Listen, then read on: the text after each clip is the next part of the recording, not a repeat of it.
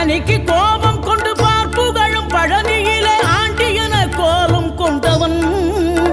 நீ தத்துவத்தின் சாரெடுத்து சுவாமி மலை எல்லையிலே தகப்பனுக்கு பாடம் சொன்னவன் காவல் என நின்று பெரும் சினம் தணிந்து தணிகையில கண் குளிர காட்சி தந்தவன் நீ பாங்குடனே கருள் தரவே பழம் முதிரும் சோலையில பரஞ்சோதியாய் நின்றவன் பரஞ்சோதியாய் நின்றவன்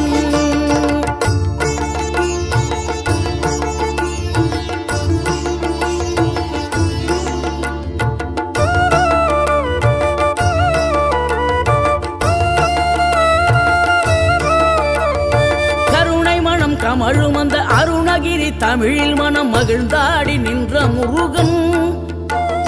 கிழவி இவள் புலமை கண்டு அழகு மிகும் குழந்தை என மகிழேறி வந்த